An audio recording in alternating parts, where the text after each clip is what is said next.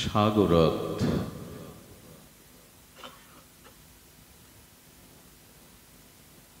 ভবামিনা চিরাত পার্থ মর্যাবেশিত চেতসাম।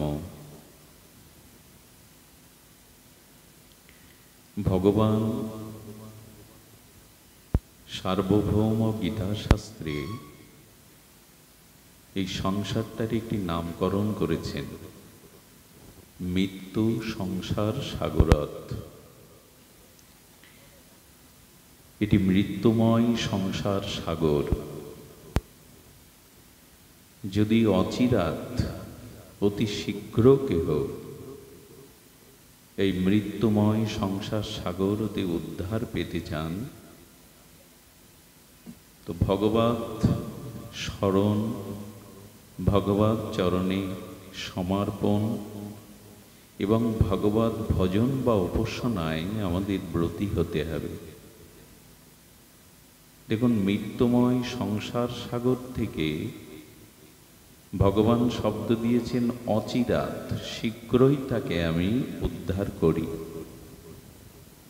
যিনি মনকে আমাতে আবিষ্ট করেছেন, যিনি আমার উপাসনাতে ভজনে রত হয়েছেন, তাকে আমি শীঘ্রই এই মৃত্যুময় সংসার সাগর হতে অচিরাত উদ্ধার করি।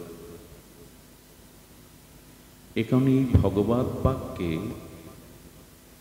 আমাদের বিশ্বাস আসবে না, দৃঢ়তা আসবে না, যতদিন শ্রীগুরু বৈষ্ণব বা মহৎ কৃপা আপনার উপরে বর্ষিত না হবে।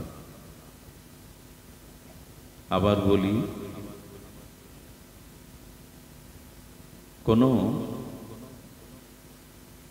অসুস্থ বিকারগ্রস্ত ব্যক্তি মাঝে মাঝে ভুল বলে, আমার তো কোনো অসুখ হয়নি, আমি তো ভালো আছি। অর্থাৎ অসুস্থতার যন্ত্রণার বিকারে তার স্মৃতিশক্তি কাজ করে না। আমাকে ঔষধের ডাক্তারের প্রয়োজন নেই, আমি ভালোই আছি, এটা অসুস্থতার বিকার। তেমনি যতদিন সাধু সঙ্গে মহৎ কৃপা আপনার উপর বর্ষিত না হচ্ছে, মহৎ করুণায় আপনি সিক্ত না হচ্ছেন, ততদিন আপনি এই তাপময়, যন্ত্রণাময়, মৃত্যুময়, অশান্তময় সংসারে আছেন, এই উপলব্ধি আপনার হবে না। সকলের হয় না যে আমি ভালো নেই, আমি শান্তিতে নেই, আমি ত্রিতাপ জ্বালায় দগ্ধীভূত হচ্ছি, এ অনুভূতি সকলের হয় না। এটা মহৎ কৃপা সাপেক্ষ। সকলেই বুঝতে পারে না যে আমি ভালো নেই। আচ্ছা, অসুস্থ উপলব্ধি করলে তো সে নিরাময়ের জন্য ডাক্তার ঔষধের কাছে যাবে। অসুস্থ বোধ না করলে, সুস্থ বোধ করলে সে ডাক্তার ঔষধের শরণাপন্ন কেন হবে? তেমন আমি এই মৃত্যুময় সংসারে কর্মফলে জরাব্যাধিতে ভালো নেই, এই ভালো না থাকায় ত্রিতাপ জ্বালায় জ্বলছি, এই উপলব্ধিটা না আসা পর্যন্ত আপনি ভগবৎ স্মরণে আসবেন না। কিন্তু এই উপলব্ধিটা মহৎ কৃপা ছাড়া বোঝা যাবে না। কি করে বোঝাই বলুন তো? আমার দেহে অবশ করলে, কাটা ছেঁড়া করলে আমি বুঝতে পারি না। এই জন্য আমাদের বিবেক, আমাদের চেতনাটা অবশ হয়ে আছে, আমরা বুঝতে পারছি না যে আমরা ভালো নেই, আমরা দগ্ধীভূত হচ্ছি। এই উপলব্ধিটা মহৎ কৃপা যদি আপনার উপরে বর্ষিত হয়, তখনই আপনি বুঝতে পারবেন।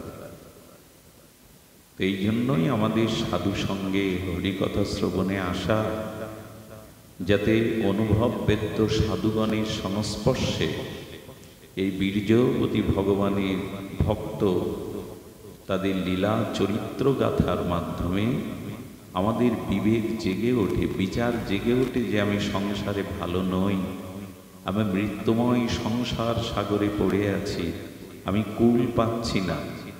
এই অভাব, এই যন্ত্রণা, এই যে ভালো না থাকা, এই যে বেদনা, হাহাকার, এটা কোনোদিন উঠবে না যদি মহৎ কৃপা না হয়, সাধুসঙ্গ না হয়। আপনাদের রোগ বুঝতে পেরেছেন, যন্ত্রণাটা উপলব্ধি করতে পেরেছেন, তাই ছুটে ছুটে দূর থেকে এখানে এসেছেন। যারা যন্ত্রণা, যারা অসুস্থতা বুঝতে পারেনি, তারা বাড়ি এখন বিনোদনে আছে, টিভি দেখছে, খেলছে, হ্যাঁ, বন্ধু সজ্জন নিয়ে আনন্দে মেতে আছে, ওরা বুঝতে পারে। তো ভগবান এই জন্য বললেন, তেষা মহান সামর্থ্যতা মৃত্যু সংসার সাগরত ভবামি না অচিরাত পার্থ, আমি অচিরেই তাকে উদ্ধার করব, মনটা আমায় দাও, আমার ভজন করো। আচ্ছা, সংসারে আমরা ভজন করছি না কেন? ভজনে প্রবৃত্ত হচ্ছি না কেন? ভজনে আমাদের রুচি আসক্তি আসছে না কেন? এর উত্তর কি? মহাজন বলেছেন, এর উত্তর হলো, তুমি তোমাকে দয়া করছো না, অন্যদের দয়া করছো। খুব ধ্যান দিয়ে শোনো, তুমি তোমাকে দয়া করছো না, তুমি পরিবার পরিজন কুটুম্ব স্ত্রী পুত্র এদের দয়া করতে ব্যস্ত। এই জন্য তুমি তোমার দয়ার দিকে লক্ষ্য দিতে পারছো না। কেমন হলো না কথাটা? আমি দয়া করব না, দয়া ধর্মের মধ্যে পড়ে না? বলো, দয়াটা ধর্ম, জীবকে দয়া করাই তো ধর্ম, কিন্তু এমন দয়া করতে যেও না যাচ্ছে সেই দয়াতে তোমার ভজন থেকে তুমি দূরে সরে যাও, মনুষ্য জন্মটা নষ্ট হয়ে যায়। কথাটা বোঝাতে পারলাম না? দয়া সদ্গুণ, দয়া ধর্মের একটি অঙ্গ, কিন্তু কতটুকু দয়া করতে হবে? যে দয়া অতিরিক্ত কারো প্রতি দয়া করতে গেলে তুমি ভজন থেকে, সাধন থেকে, নিজের উদ্ধার থেকে তুমি বিচলিত হয়ে, বিক্ষিপ্ত হয়ে পিছিয়ে পড়বে, এমন দয়া দেখাতে যেও না, তাহলে একসময় তোমাকে দয়া করার কেউ থাকবে না। এর দৃষ্টান্ত ভাগবতে, এর দৃষ্টান্ত ভাগবতে। এক হরিণ শিশুকে দয়া করতে গেল ভরত, করতে গেল না, এইটুকু শিশু মা হারা হয়ে শীতল জলে ভেসে যাচ্ছে, তাকে এনে তাপ দিয়ে খড়কুটো দিয়ে বড় করে দয়া এলো। এইটুকু শিশু মা হারা কোথায় যাবে? দয়াটা দেখানো ভালো ছিল, কিন্তু অতিরিক্ত দয়া দেখাতে গিয়ে সে বড় হয়ে হরিণ জঙ্গলে তার মতো চলে গেল। সে হরিণ হরিণ করতে করতে মরে আবার হরিণ হতে হলো, কিন্তু পতন হয়নি। খুব ধ্যান দিয়ে শুনুন, ভরত হরিণের প্রতি দয়া দেখাতে গিয়ে তার পতন হয়নি। কেন জানো? নমে ভক্তা প্রণশ্যতি, শব্দগুলো সবার মুখস্থ, ঠোঁটস্থ, সকলেই হৃদয়ঙ্গম করেছেন। পন্তেও প্রতি জানিহি নমে ভক্ত প্রণশ্যতি, যে একবার আমার ভজনে রত হয়েছে, সাধু বৈষ্ণবের কৃপায় আমার ভজন করছে, তাদের পতন হবে না, কিন্তু পিছিয়ে পড়তে হবে। 2 জন্ম পিছিয়ে গেল। কয় জন্ম? ভরতের মতো। ভরত কেমন জানেন? ভরত যৌবনে রাজ্য ত্যাগ করেছিল, আর ইন্দ্র সম ঐশ্বর্য ত্যাগ করেছিল, অশ্বরা সম প্রেয়সী স্ত্রীকে ত্যাগ করেছিল, পুত্র ত্যাগ করেছিল, গণ্ডকী নদীর তীরে জঙ্গলে বসে তপস্যা করছিল। ভাগবতে এসেছে, সুকমণি বলছেন কেমন ত্যাগ করেছিল, যেমন মলমূত্র ত্যাগ করে সেদিকে কেউ আর ফিরে থাকায় না, ঘৃণা ভরে। তো যৌবনে রাজ্য পদাধিকার, প্রেয়সী সুন্দরী যুবতী স্ত্রী এবং ঐশ্বর্য, ইন্দ্রসম ঐশ্বর্য, পুত্রকে মলবৎ ত্যাগ করে জঙ্গলে চলে গেল। সেই মানুষের 2 জন্ম পিছাতে হলো অতিরিক্ত দয়া দেখাতে গিয়ে। এখন আমি দেহের প্রতি, সংসারের প্রতি, অর্থের প্রতি, মান সম্মানের প্রতি, স্ত্রী পুত্রের প্রতি এত দয়া দেখাতে যাচ্ছি, এই দয়া দেখাতে গিয়ে আমি আমার উপরে দয়া না করে পিছিয়ে পড়লাম জন্ম জন্মান্তরে। খুব ভালো কথা এই দয়া। যে দয়া দেখাতে গেলে আমাকে দয়া করার আর কেউ থাকবে না। আচ্ছা, আমি এদের প্রতি দয়া মায়া মোহতে আগামী জন্মে ভজন না করে যদি শুকর কুকুরে জন্মায়, ওই সময় এরা দয়া দেখাতে যাবে তো? যাদের প্রতি দয়া মায়া মোহের কারণে আমি ভজন না করে উদ্ধার হতে পারলাম না, অধঃপতনে গেলাম, ওরা আগামী জন্মে আমায় দয়া করতে আসবে তো? এমন দয়া দেখাতে যেও না যাতে নিজের দয়া করার আর কাউকে পাবে না। এই কথাটাই গীতায় বলতে চেয়েছেন ভগবান। অশক্তি অনভিসঙ্গ স্ত্রী পুত্র দ্বারা গৃহাদিষু, এই কথা নয়, মহামন্ত্র, বাঁচবার একমাত্র পথ। অনভিসঙ্গ স্ত্রী পুত্র দ্বারা গৃহাদিষু, আছে আছে স্ত্রী আছে, পিতামাতা আছে, ভাই আছে, বন্ধু কুটুম্ব আছে, আছে আছে মাত্র, এদের প্রতি দায়িত্ব কর্তব্য পালন করতে হয়, করো। অতিরিক্ত মায়া দেখাতে যেও না, অতিরিক্ত দয়া দেখাতে যেও না, এদের থেকে আসক্তিটা ত্যাগ করো, নালে বেরোতে পারবে না। এদের প্রতি এই মোহমায়াই তোমাকে ডুবাবে, ডুবাচ্ছে তো কয়েক জন্ম, মুক্তি হচ্ছে না, বারবার জন্মাচ্ছি, বারবার মরছি, বারবার কর্মফল ভোগ করছি এই সংসারের আসক্তির জন্য। এই জন্য শাস্ত্রে বলেছেন দয়া করতে হবে, দয়া ধর্ম, দয়া কর্তব্য, তবে অতিরিক্ত দয়া মায়া সংসারে দেখাতে গেলে ফেসে যাবে। আমিও ফেসে গেছি, আপনারা না গেলেও আমি গেছি। এই জন্য কথাটা বড় খেদ করে বলতে হচ্ছে, আমরা ফেসে গেছি। এত সংসার, এত আসক্তি ভালো না, এরা না হলে আমি বাঁচবো না, এদের মুখ না দেখলে আমার চলবে না, এই করেই তো মজে আছি। এখন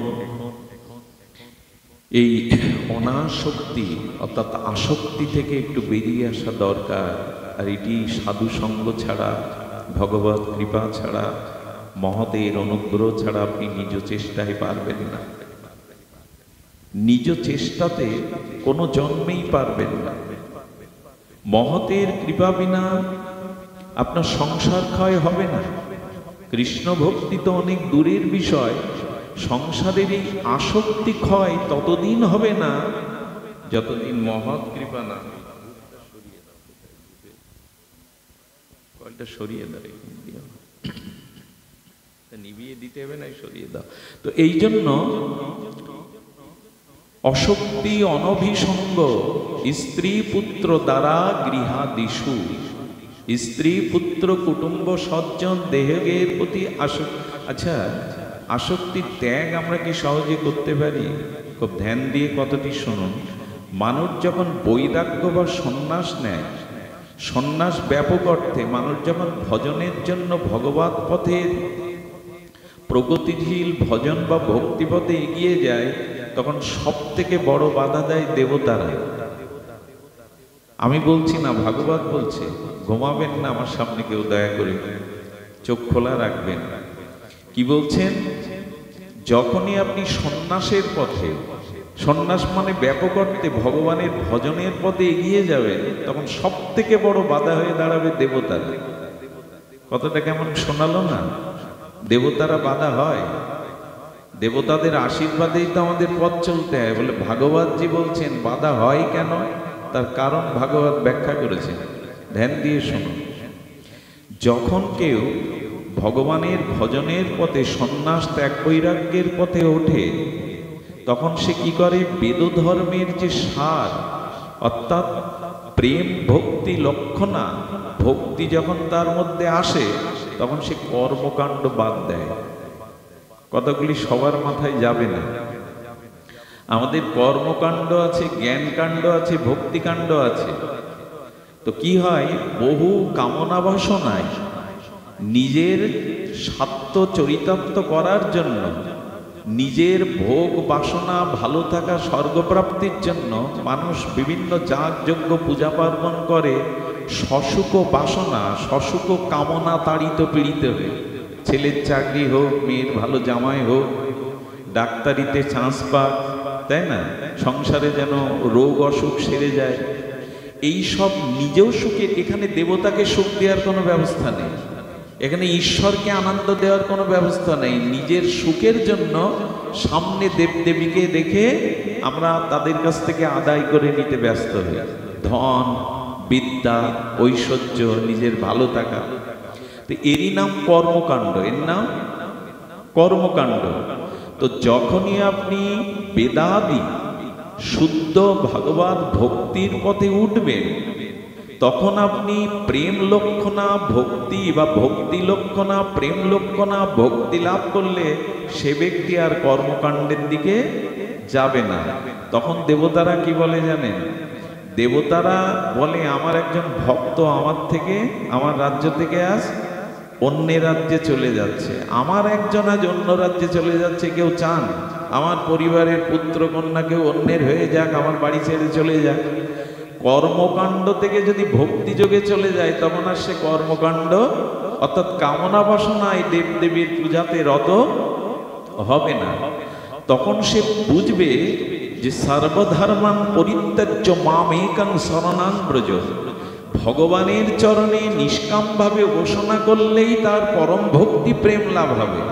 তখন সে নিজের কামনা বাসনার জন্য দেবদেবীকে অমান্য করবে না, দেবদেবীকে শ্রদ্ধা করবে, প্রণাম করবে, কিন্তু কামনা বাসনায় আহুতি দেবে না। সেখানে প্রার্থনা করবে, হে দেবী, হে দেবতা, আশীর্বাদ করো আমার যেন কৃষ্ণ ভক্তি হয়, আমার যেন ভগবত ভক্তি হয়। কাল সকালে আবার বাজারে এরকম প্রচার করবেন না, বিল্লমঙ্গল বলে গেল দেবতার উপাসনা করা যাবে না। খবরদার, আমি কিন্তু একবারও তা বলছি না, বললে আমার ভক্তি নষ্ট হয়ে যাবে। আরে দেবতার কথা বাদ দিন, কোনো মানুষের নিন্দা করলেই তার ভজন নষ্ট হয়, ভক্তি নষ্ট হয় পরনিন্দা করলে। দেবতারা ভগবানেরই অংশ, বিভূতি, কিন্তু ভগবানকে দেবতার কাছ থেকে চেয়ে নিতে হবে ভগবান ভক্তি। কিন্তু আমরা চাই মেয়ের ভালো জামাই, ছেলের চাকরি, আর নিজের সসুখ বাসনা। এর জন্য দেবদেবীকে এত ছোট করছো কেন? তারা এত ছোট কাজ করতে এসছে? তোমার ঘেরের যাতে ভালো মাছ হয়, এই জন্য তুমি কালী পূজা দিচ্ছ, দেবীকে ওখানে নামালে। আচ্ছা, আমি যাদের বাড়িতে পাঠ করতে এসছি, এখন যদি বলে আমার বাথরুমটা পরিষ্কার করে দিই, এটা তাদের বলা উচিত হবে কি? তা দেবতার কাছে চাইতে হয় শক্তি, দেবতার কাছে চাইতে হয় ভক্তি। আমি চাইছি আমার ঘেরের মাছ যাতে ভালো হয়, দেবতাকে আপনিই তো কোথায় নামালেন? আপনি রামপ্রসাদও তো মাতৃভক্ত, তাই না? কি চাইছে মার কাছে? মাতৃভক্ত সাধক রামপ্রসাদ বলছে কি, আমার চেতনা চৈতন্য করে দে মা চৈতন্যময়ী। 10 বার বললেও মনে হবে কি অপূর্ব মন্ত্র। আমার চেতনা চৈতন্য করে দে মা চৈতন্যময়ী। এ প্রার্থনা করি আমরা যে মা তুমি আমার বিবেককে জাগিয়ে দাও, আমার চেতনাকে জাগিয়ে দাও। স্বামী বিবেকানন্দের মতো ভবতারিণীর কাছে বলতে পারি, যার বাড়ি বিধবা মায়ের চোখের জল পড়ছে, যার ভাইগুলো না খেয়ে যে ঋণগ্রস্ত হয়ে দাঁড়ে দাঁড়ে ঘুরছে একটা কাজের আশায়, সে মার কাছে গিয়ে চাইছে, মা বিবেক দাও, বৈরাগ্য দাও, শক্তি দাও, ভক্তি দাও, যাতে জগতের সেবা করতে পারি। আর আমরা কি চাই? আমরাই তো দেব শক্তিকে কোথায় টেনে নামাচ্ছি। দোষ দেবতাদের না, দেবতারা বাধা দেয় এই কারণে ভক্তির পথে, যে আমার রাজ্য থেকে, কর্মমার্গ থেকে অন্য রাজ্যে চলে যাচ্ছে। এই জন্য দেবতারা আছে, দেবতারা কি লাঠি নিয়ে বাধা দেয়? সামনে এসে দুহাত ধরে বাধা দেয়, তোমাকে যেতে দেবো না। দেবতারা বাধা দেয়, বুঝবেন কি করে? আপনি ভক্তির পথে উঠেছেন, রাধারানীর চরণের ভজনের পথে উঠেছেন, সন্ন্যাস ত্যাগ বৈরাগ্যে উঠেছেন, দেবতারা ডান্ডা নিয়ে বাধা দেবে? সামনে হাত প্রসারিত করে বলবে তোমায় যেতে দেবো না? এইভাবে না। স্ত্রী, পুত্র, পিতা, মাতা, কন্যা, বন্ধু, এদের মধ্যে এসে আপনার ভজন পথে বাধা হয়ে দাঁড়াবে। কথাটি খুব মার্মিক কথা। আমি প্রমাণ করছি আপনাদের মাঝে, আমি করছি না, মহাজনরা করেছেন। তাদের চরণামৃত নিয়েই আপনাদের জানানো। আপনি এখন বলুন, এখন একটা 30 বছরের 28 বছরের যুবক বলুন, বাবা, মা, স্ত্রী, খোকা, আমি এখন বৃন্দাবনে চলে যাচ্ছি, আর ফিরব না, বলে দেখুন। এরা কাঁদতে থাকবে, চোখে জল ফেলতে থাকবে, বলল ওরা কাঁদছে না, ওদের কান্না 1 আনা, আর 15 আনা ওদের মধ্যে দেবতা এসে কাঁদছে। তুমি বৃন্দাবনে যাবে, রাধারানীর চরণাশ্রয় করবে, আর কর্মমার্গে থাকবে না, দেবতারা ওদের মধ্যে এসে 15 আনা কাঁদছে। না, এখন আমাদের ছেড়ে চলে গেলে আমাদের কি গতি হবে, আমাদের কি হবে, আমরা কাকে নিয়ে থাকবো, কার কার কাছে আমাদের রেখে যাচ্ছ। আচ্ছা, আপনি যাচ্ছেন কান্না, আবার না গেলেও কান্না। না গেলেও কান্না কেমন জানেন? 70-75 যখন বয়স হবে, বাড়ি ওদের বোঝা হয়ে যাবেন, তখন বলি বুড়িটার এতবার বললাম ব্রজে চলে যাও, এতবার বললাম কাশিতে যাও, গুরুদেবের আর বাড়ির থেকে নড়বে না। আগে গেলে কাঁদতে বসতো, আর এখন না গেলে সংসার কি যন্ত্রণার জায়গা। দেখুন, মানুষ মায়াতে বুঝতে পারে না, মনে করে ভালো আছি। এখন এই যৌবনে আপনি যাচ্ছেন, তাতে কাঁদতে বসবে না, না আমরা কাদের কাছে থাকবো, কি নিয়ে থাকবো। আবার যখন বৃদ্ধ হবেন, ওদের বোঝা হয়ে যাবেন, তখন উল্টে ওরা কাঁদবে, তো নড়েই না, তখন বিদায়ের জন্য ব্যস্ত হয়ে যাবে। দেখুন, বোম্বেতে এক শাশুড়ি মা সৎসঙ্গ করতে আসবেন আশ্রমে, ভগবত পাঠ হতেন বিকালে, তো আসবেন বলে বৌমা তাড়াতাড়ি ওনার কাপড় চাপড় গুছিয়ে কেচে রেখে দিত। গাড়িওয়ালাকে, ড্রাইভারকে বলতেন তাড়াতাড়ি, যেন দেরি না হয়, যত সময় পৌঁছাতে পারে। শাশুড়ি বলতো, বাবা আমার বৌমাটা কি ভালো, আমাকে সৎসঙ্গ হরিকথার জন্য কাপড় চাপড় গুছিয়ে ড্রাইভারকে রেডি রেখে দেয়, দেরি হয় না। এইভাবে প্রতিদিন পাঠায়। শাশুড়ি মা এসে গুরুদেবকে বলেন, ভাগবত আচার্যকে বলেন, বৌমা ভাগ্য করে পেয়েছে, সৎসঙ্গে পাঠাবে বলে কি তার যত্ন, কি তার প্রয়াস। একদিন রবিবার ছুটির দিনে, ওদের সাপ্তাহিক ছুটির দিনে বৌমাও চলে এসছে। এসে বলছে, মা তোমার শাশুড়ি তোমার গুণমহিমায় পঞ্চমুখ, তুমি ড্রাইভারকে রেডি করে রাখো, কাপড় চোপড় গুছিয়ে রাখো, সৎসঙ্গে শাশুড়িকে পাঠাবার জন্য, আসার জন্য। বললেন, গুরুদেব আমি বললে কিছু মনে করবে শাশুড়ি মা, আপনি একটু বলবেন তো, যাতে সকালেও, ওখানে সকাল বিকালে পাঠায়, যাতে সকালেও আসে, আমি গাড়ির ব্যবস্থা করে দেব, আমি সবকিছু ব্যবস্থা করে দেব, যাতে সকালেও আসে। গুরুদেব তো, এদের দৃষ্টি তো প্রখর, বলেন এইবার বুঝতে পেরেছি, শাশুড়ির সৎসঙ্গ পাঠানো মানে সেবা না, বাড়ি খালি হয়ে গেলে ওর ইচ্ছা মতোই ও স্বাধীনভাবে সময় কাটাতে পারে। এখন চলে যান, হাউমাউ করে কাঁদবে, 15 আনা দেবতা কাঁদবে, ভক্তির পথে যেতে দেবে না। আর একটু অকেজ হয়ে যান, বৃদ্ধ হয়ে যান, তখন যাবেন না বলে উল্টে কাঁদবে। সংসার বড় বিষময় জায়গা। সৎসঙ্গ না করলে, গুরু কৃপা না হলে এটা বুঝতে পারবে না কোন জালে আমরা জড়িয়ে গেছি। একটা ছোট্ট কথা বলে রাখি, এই মায়ার ফাঁদে ব্রহ্মাও কাঁদে, যে সংসারের মায়ার ফাঁদ, আপনি আমি কেন, ব্রহ্মা পর্যন্ত কাঁদে এই মায়ার ফাঁদে পড়ে, আপনি আমি কোন ছাড়। এই জন্য আপনি ভক্তিপথে, ত্যাগের পথে উঠলে দেবতারা এসে কাঁদতে থাকবে। ওই ওদের মধ্যে ওই যে লাঠি ডান্ডা নিয়ে বাধা দেবে না, ওদের মধ্যে এসে মায়া এসে। আর আমরা কি বলি জানেন, আমি চলে গেলে এদের কি হবে, এদেরকে দেখবে। তুমি মরে গেলে, তুমি চলে গেলে ওদেরকে দেখবে, এ ভাবনা তোমার না। যিনি এদের সৃষ্টি করেছেন বিশ্ববিধাতা, তুমি কর্তা নও, তিনিই প্রকৃত কর্তা। আমি মরে গেলেও ওদের চলবে, ওদের কর্মে, ওদের পূর্বজন্মের প্রারব্ধে যা আছে ওরা তা পাবে। তুমি থাকলেও পাবে, না থাকলেও পাবে, তুমি ওদের কর্তা নও। এজন্য এই জাতীয় মায়া মোহ আমাদের ওঠে, আমি না থাকলে এদের কি হবে, এদের কিচ্ছু হবে না। তুমি কর্তা নও, তুমি জীবের গতি ভর্তা নও।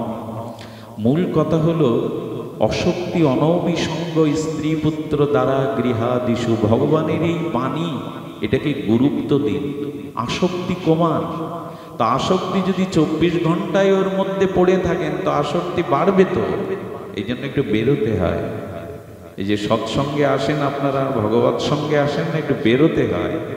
ওর মধ্যে পড়ে থাকলে আর আপনার বেরোনো হয়েছে, ওই জাল আপনাকে আটকে দেবে। পরমহংসদেব বলতেন, ধীবররা যখন জাল ফেলে, 3 শ্রেণীর মাছ ওই পুকুরে থাকে। খুব বুদ্ধিমান বড় মাছগুলো, গভীর জলের মাছগুলো জাল ফেলার শব্দই সতর্ক হয়ে লাফ দিয়ে জালের উপরে চলে যায়, আর তারা বের পড়ে না। এ সংসারে কিছু মানুষ আছে পূর্বজন্মের সুকৃতিতে, ভজন কৃপায়, মহতের কৃপায় সংসারে না জড়িয়ে তারা মুক্ত জীবের মতো বেরিয়ে যায়।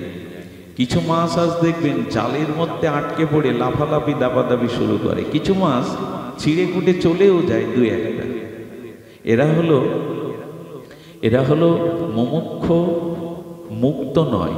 এরা মুক্তির জন্য চেষ্টা করে, অর্থাৎ সংসারের থেকেও লাফালাফি করে কোথায় ভাগবত হচ্ছে, কোথায় সাধুসঙ্গ হচ্ছে, ছটপট করে যাওয়ার জন্য।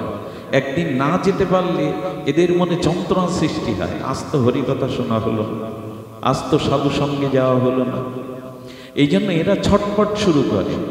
আর এক শ্রেণীর মাছ আছে দেখবেন, ওই জালের আটকে নিশ্চিন্তে বসে থেকে বলে ভালো জায়গায় যাচ্ছি, নীরবে আঁকড়ে থাকে, খুব ভালো জায়গায় যাচ্ছে। আর উপরে উঠলে খুব ভালো জায়গা তো বোঝেন, ছটফট করবে, ওরে কেটে কড়াইতে ভাজবে, তারপর আর বললাম না, খুব ভালো জায়গায় যাচ্ছে। আমার মতো মাদিস কিছু জীব যাদের গুরু কৃপা, সাধু কৃপা, ভগবত কৃপা এ ভাগ্য হয়নি, যাদের ভিতরে আসক্তি ত্যাগ হয়নি, বিবেক বিচার সৎসঙ্গে জাগেনি, তারা মনে করে বেশ খেয়ে পড়ে তো ভালোই আছে, আর যাব কোথায়, আটকে আছে। আরে কাঁঠাল ভাঙার আগে একটু তেল মেখে নাও, তাহলে আটা ঝরাবে না। আচ্ছা, একজন তেল হাতে না মেখে কাঁঠাল ভেঙে কাঁঠাল খাচ্ছে, আর একজন ভালো করে খাঁটি সরিষার তেল মেখে কাঁঠাল ভাঙছে, আটা কার জড়াবে বেশি? তো হলো মাঝে মাঝে সাধু সঙ্গে এসে একটু বিবেক বিচার নাও, নিয়ে সংসারে পড়ে থাকো, অত জড়াবে না। কিন্তু বেরোই যে ভালোই আছি জালের মধ্যে, আর লাফালাফি হয়েছে, ভালোই আছে। আবার এখানেও আসে কিন্তু ঘুমায়, এখানে এসে সেই ঘুম, ওই মায়া, অলসতা, তাকে দেখুন ভাগবত হলে 2 জন আছে সেখানে, সাধু সঙ্গে হরিকথা হলে রাধারানী আসে আর মায়ারানী আসে। কে আসে? মায়ারানী দেখে যে কারা রাধারানীর কৃপা পাওয়ার জন্য এসেছে বটে, কিন্তু মন রাধারানীর চরণে নাই, হরিকথাতে। মায়া এসে পার ওই তন্দ্রা, অলসতা, নিদ্রা ভর করে ঘাড়ে। আর রাধারানী দেখে যারা ঘুম ত্যাগ করে, অলসতা ত্যাগ করে আমার কথা শুনতে বসেছে, রাধারানী তাদের হৃদয়ে বসে যায়। এখন আপনার সিদ্ধান্ত, আপনি মায়ারানীকে ঘাড়ে নেবেন না রাধারানীকে বুকে নেবেন, আপনার সিদ্ধান্ত।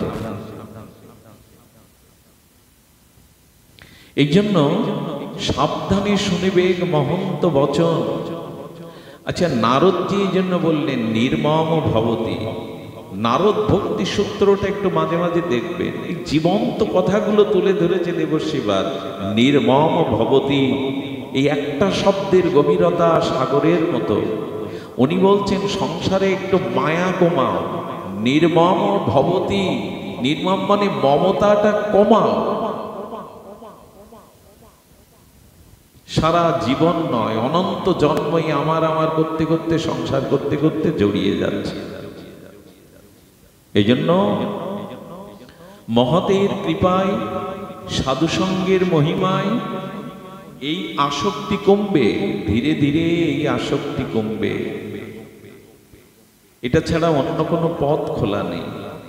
এর পরের শব্দটা দেবশ্রীপাদ খুব অপূর্ব বলেছেন। কি বলেছেন? একান্তি, একান্তি বিরক্তি ভব, অর্থাৎ একা থাকার অভ্যাস করো। খুব মার্মিক কথা, কথাটি যদি মন দিয়ে শোনেন সাধনার নূতন দিগদর্শন পেয়ে যাবেন। মাঝে মাঝে সব দিন আপনারা ভগবত সঙ্গ পাবেন না, সাধু সঙ্গ সব দিন আমরা পাই কি? সে ভাগ্য করে আমরা জন্মাইনি যে প্রতিদিন নিত্য আমরা যারা পেয়েছি তারা মহা মহা সৌভাগ্যবান। দেখুন, মনুষ্য জন্ম প্রাপ্তিটা হলো ভাগ্য। অল্প ভাগ্যে মনুষ্য জন্ম পাওয়া যায় না। মনুষ্য দুর্লভতর, দেব দুর্লভতর মনুষ্য জন্মটা ভাগ্য, আর মনুষ্য জন্ম প্রাপ্ত হয়ে সাধু সঙ্গ পাওয়াটা হলো, হরিকথা পাওয়াটা হলো মহাভাগ্য। আর সাধু সঙ্গ মহৎ কৃপা লাভ করে ভজনে উন্মুখ হওয়া, অর্থাৎ নাম শ্রবণ কীর্তন নববিধা ভক্তি অঙ্গের প্রতি হওয়া হলো অতি ভাগ্য। আর ভগবত ভজন করে নিষ্কপটে যদি ভগবানের ভক্তি লাভ করতে পারেন তাহলে পরম ভাগ্য। ভাগ্য, মহাভাগ্য, ভাগ্য, অতি ভাগ্য, মহাভাগ্য আর পরম ভাগ্য। পরম মানে সর্বশ্রেষ্ঠ। কি কি বললাম? মনুষ্য জন্ম লাভ করাটা ভাগ্য, অল্প ভাগ্যে মনুষ্য জন্ম। আর মনুষ্য জন্ম লাভ করে যদি সদ্গুরুদেবের কৃপা পাওয়া যায়, সাধু সঙ্গ হরিকথা প্রাপ্ত হওয়া যায়, তাহলে হলো অতি ভাগ্য। আর সাধু সঙ্গ প্রাপ্ত হয়ে ভাগবত শ্রবণে সবাই ভজনমুখী হয় না, সবাই এই কথাগুলিকে মনন করে না, আচরণ করে না।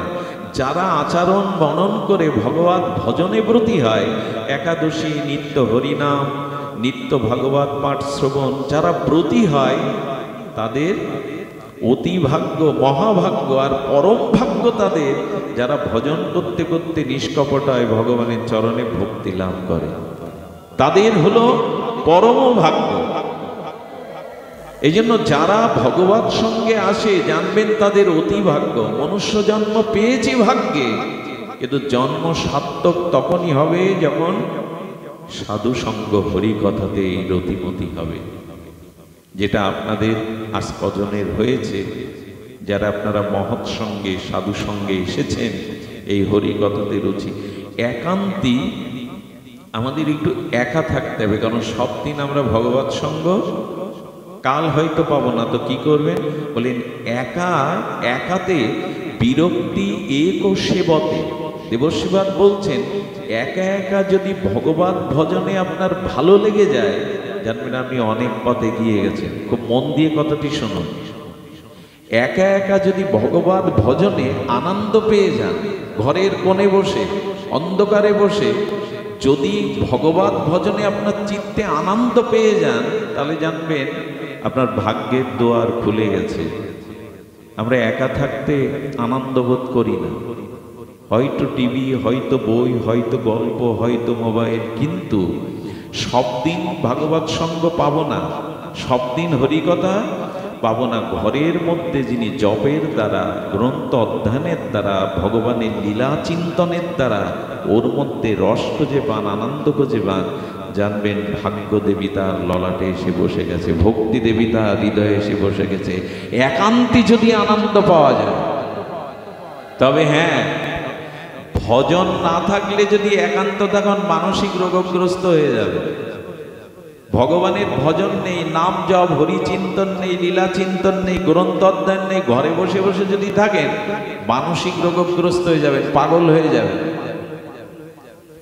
এই জন্য যেদিন কোলাহল ভালো লাগবে না, আমি অনেককেই দেখেছি ব্রজ আশ্রয় করার পরে, গুরুদেবের আশ্রয় করার পরে পাড়ায় গিয়ে গল্প করে না, লুডু খেলতে বসে না, টিভি নিয়ে বসে না, সবাই মেতে আছে ঘরের কোণে ডিপ লাইটটা জ্বালিয়ে হরিনাম জপ করছে আর লীলা চিন্তা করছে। কত রাত চলে যায়, কত সময় চলে যায় ওর মধ্যে। বলেন কি একাকী তো ভগবানেরও ভালো লাগে না, এই জন্য তো ভক্ত সঙ্গে তিনি লীলা করতে আসেন। আমার ভালো লাগবে কেন? বলে যখন ভজন করছেন তখন একা নয়, তখন ভগবান আর তার প্রিয় ভক্তগণ আপনার সাথে আছে। রাধারানীর সাথে যেমন ললিতা বিশাখা, মহাপ্রভুর পাশে গাম্ভীরায় যেমন স্বরূপ দামোদর, রামানন্দ, আপনি যখনই হরিনাম করছেন, লীলা চিন্তা করছেন, তখন আপনার পাশে ওরা আছে, একা নয়। দেখুন, আপনি কোনো সাধুকে যখন দর্শন করতে যাবেন, তখন সেই সাধুর মধ্যে দিয়েও ভগবত দর্শন হয়ে যাবে। যদি প্রকৃত ভজনানন্দী সৎপুরুষ হয়, সাধু হয়। কেমন জানেন? সাধুরা সর্বদা ভগবানের চিন্তা, নাম করতে থাকে, আর ওই নামের মধ্যেই নামই তার হৃদয়ে বাস করে। আর ওই নামের মধ্যে, লীলা চিন্তনের মধ্যে তিনি দিব্য দৃষ্টিতে ভগবানের লীলাগুলো দর্শন করেন।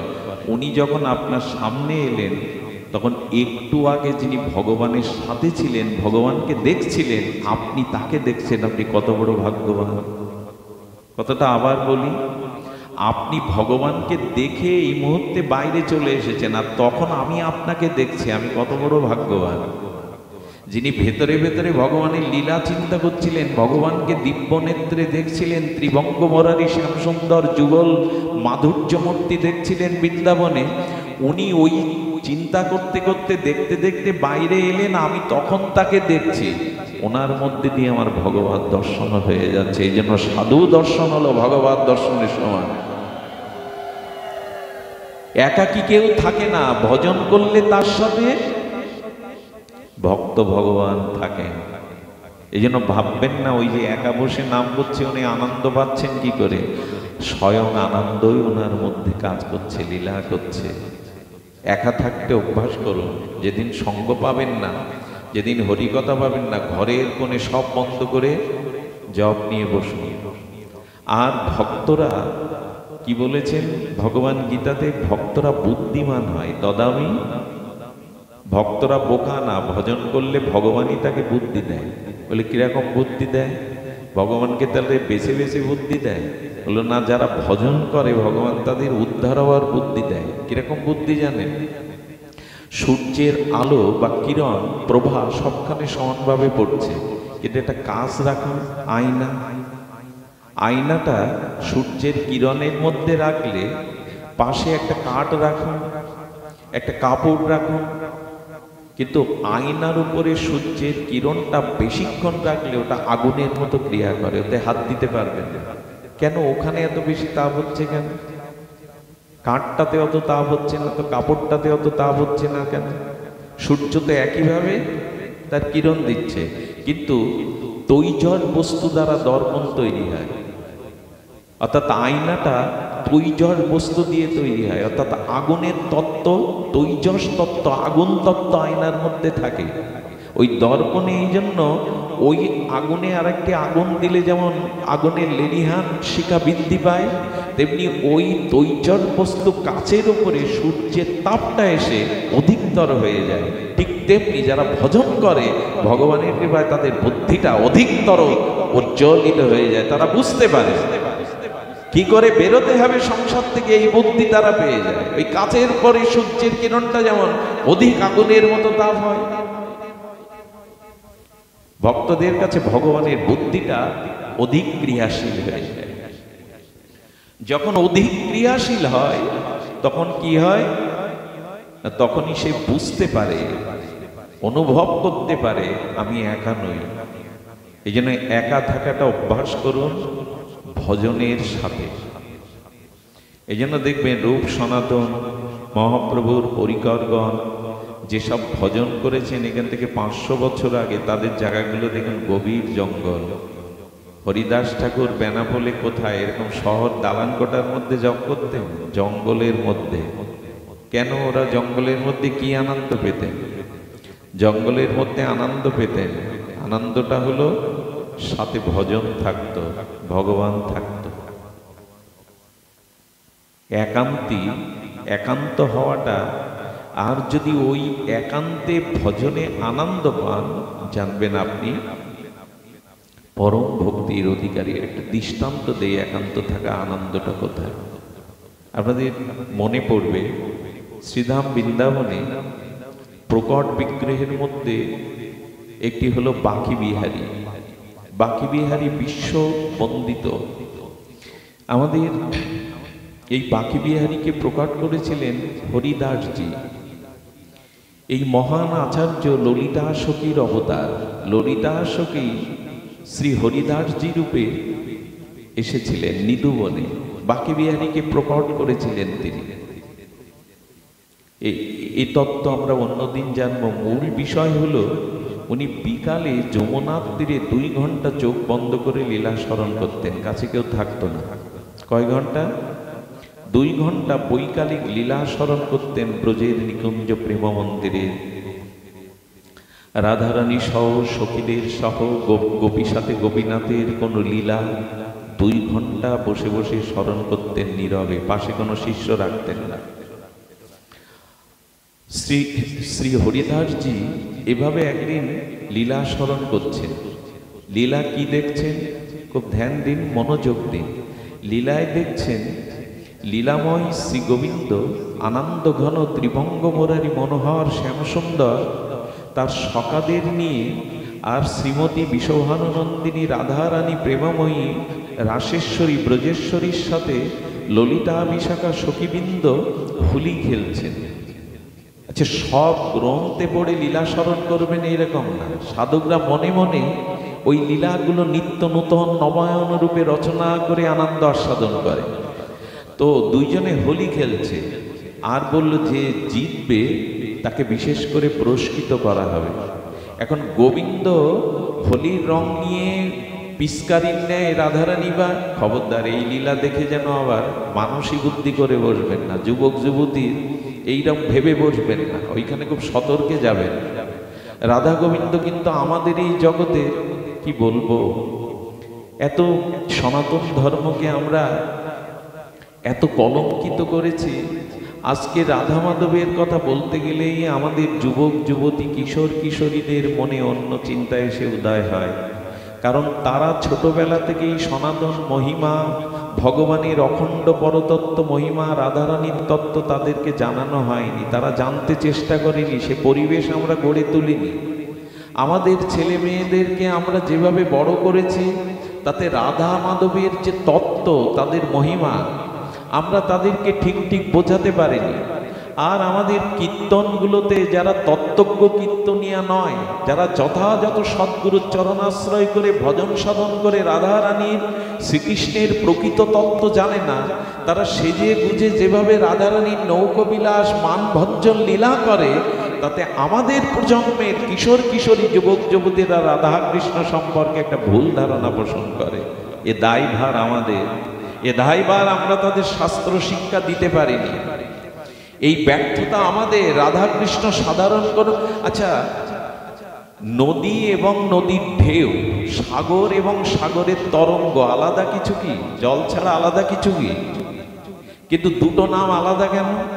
একটা হলো সাগর আর একটা হলো সাগরের ঢেউ, দুটো নাম আলাদা কেন? দুটো কি আলাদা বস্তু?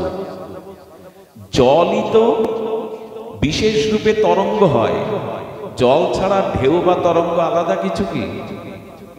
জল এবং তরঙ্গ এই দুটি একই বস্তু, কিন্তু আমরা নিস্তরঙ্গ জল, সমুদ্রের তীরে যদি ঢেউ না থাকে কারো ভালো লাগে? ঢেউ দেখতেই তো সমুদ্রের তীরে যায়, কক্সবাজারে, দীঘাতে যায় মানুষ, পুরীতে যায়। জলই তো তরঙ্গ রূপে ঢেউ হয়, আলাদা কিছু না। তেমন রাধা আর কৃষ্ণ জল আর তরঙ্গের মতো মিলন সঙ্গমে আনন্দ দিচ্ছে, তারা আলাদা কিছু নয়। এখন এই তত্ত্ব না জেনে যদি রাধা একজন যুবতী সুন্দরী আর কৃষ্ণ একজন যুবক, এই করে যদি প্রচার করা হয়, তাহলে সর্বনাশ যা হওয়ার তা হয়ে গেছে। এই জন্য রাধা কৃষ্ণ এই গূঢ় শাস্ত্রের নিগূঢ় তত্ত্ব তত্ত্বজ্ঞের মুখে না শুনলে আমাদের ক্ষতি হওয়ার সম্ভাবনা আছে, হয়েও গেছে অনেকখানি। তাই আজকাল যুবক যুবতীকে রাধারানীর কথা বলতে যান, রাধা কৃষ্ণ লীলা বলতে চান, তাদের নয়ন মনে একটা ভুল ধারণাকে আমরা এঁকে দিয়েছি, বোঝাতে পারিনি, ওরাও বুঝতে চেষ্টা করি। রাধা মাধব তত্ত্ব যা ব্রহ্মাও পার পায় না, যা শিবাদি আদি দেবাদিদেব ভগবান শঙ্কর ব্রহ্মাদি যে রাধারানীর একটি চরণ কণিকা পাওয়ার জন্য ব্যাকুল, বৃহস্পতির শিষ্য পৃথিবীর মধ্যে অগ্রগণ্য জ্ঞানীদের মধ্যে ভাগবত উত্তম উদ্ধব মহারাজও বৃন্দাবনের একটা ঔষধি লতা হতে চেয়েছিলেন রাধারানীর কাছে, আর সেই রাধারানীকে আমরা নায়িকা বানিয়েছি, যুবতী বানিয়েছি। মহাভাব স্বরূপিনী উনি, ওনাকে বুঝবার ব্রহ্মারও শক্তি নাই, তো আপনি আমি কি বুঝবো? আমাদের বোঝানো হয়নি, যারা বোঝায় তাদের কথাও আমরা ঠিকভাবে শুনিনি। এই জন্য ভাগবতে রাধা মাধবের মহিমা জানতে হবে। হরিদাসজি রাধা মাধবের নিত্য লীলাতে, অপ্রাকৃত লীলাতে, চিন্ময় লীলাতে, অপার্থিব লীলাতে তারা রং খেলছে। এখন কৃষ্ণচন্দ্র খেলতে খেলতে প্রায় 2 ঘন্টা যখন শেষ হতে যাবে, কৃষ্ণচন্দ্র পিচকারি দিয়ে যখন সখীদের মাঝে প্রেমময়ীকে রং দিয়ে দিয়েছেন, তখন রাধারানীর পিচকারিতে আর রং নেই। তখন রাধারানী না দিতে পারলে হেরে যাবে।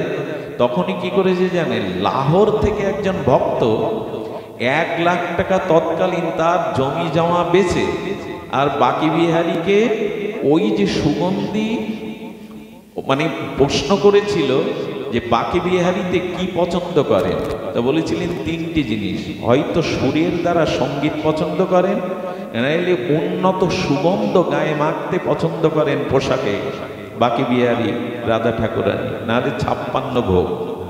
এখন উনি কি করেছেন, ওই সুগন্ধটা 1 বছর ধরে যারা সুগন্ধ তৈরি করে তাদের দিয়ে তৎকালীন সময়ে তার জমি জমা বিক্রি করে একটা পবিত্র পাত্রে করে এই সুগন্ধি এনেছেন বাকি বিহারী তাকে ওই তার অঙ্গে এই সুগন্ধি দেবেন বলে।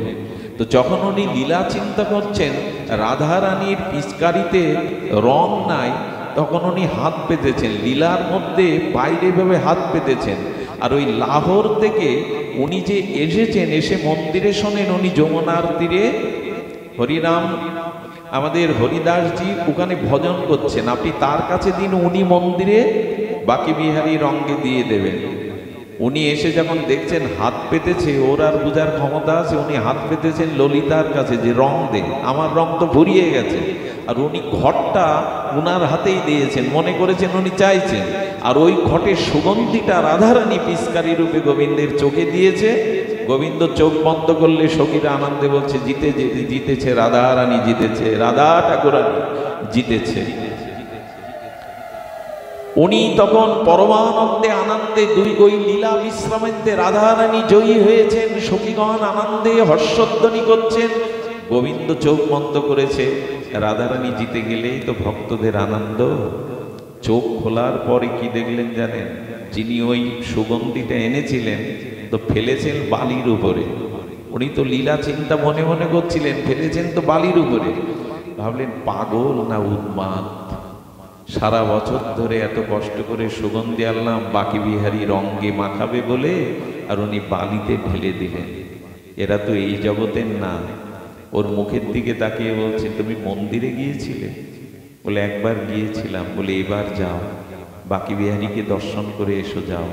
কি বলবো আপনাদের, নিধুবনে এসে ওই যে সুগন্ধি এনেছিলেন, উনি দেখে গোবিন্দের পোশাক দিয়ে, বাকি বিহারের পোশাক দিয়ে ওই সুগন্ধ বিন্দু বিন্দু অপূর্ব গন্ধ ছড়িয়ে চারিদিকে আমোদিত হয়ে গেছে। আমার বাকি বিহারী এখানে পেল কি করে, ঢাললো বালিতে, এখানে পেল কি করে?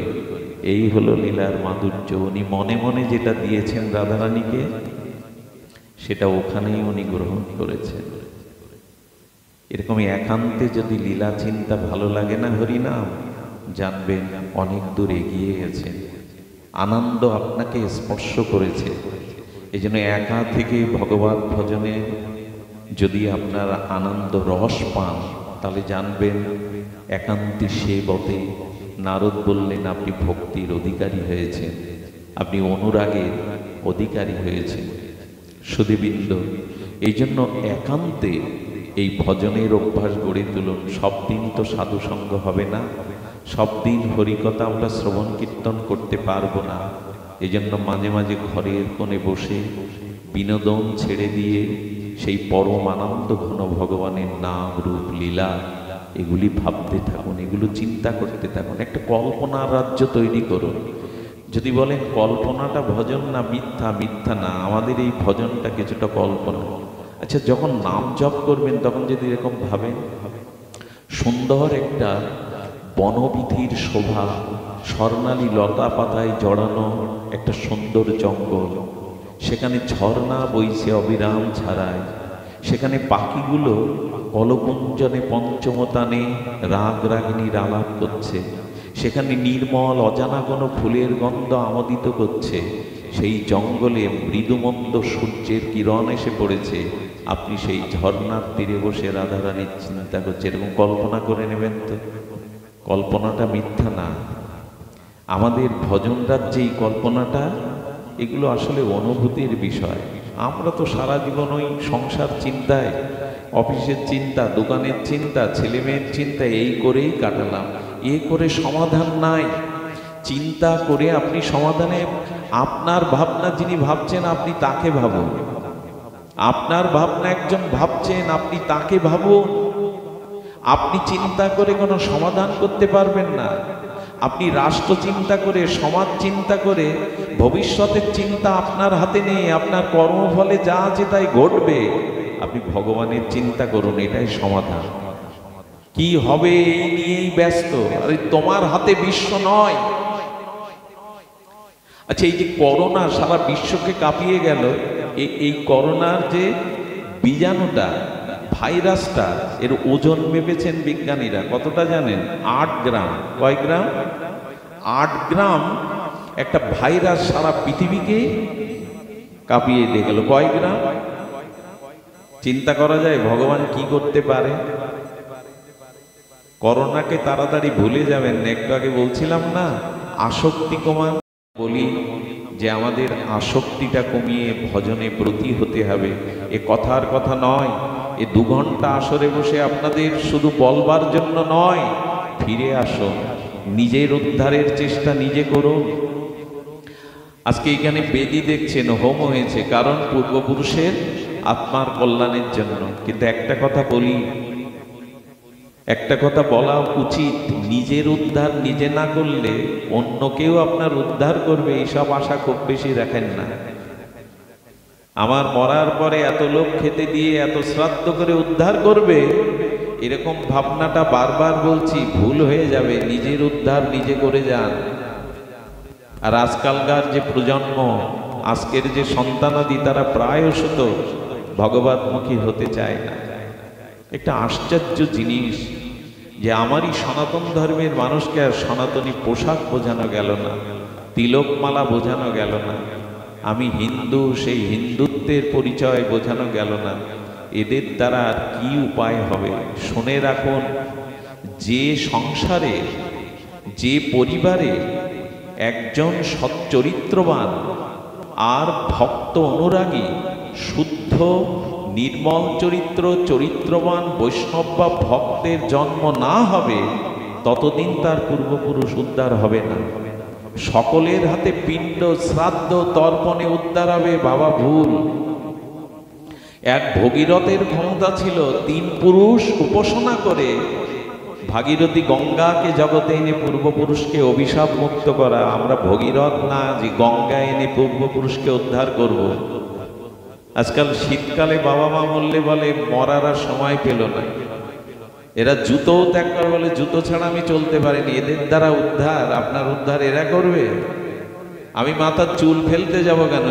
দীনকৃষ্ণ ঠাকুরের এখন তো চল, আমি চুল ফেলতে যাব কেন? আমি জুতা ছাড়লেই আমার পিতামাতা উদ্ধার হবে? ছোটবেলা থেকে জুতা ছাড়া এই পিতামাতা তার জন্য যে কি করেছে তা সে ভুলে গেছে।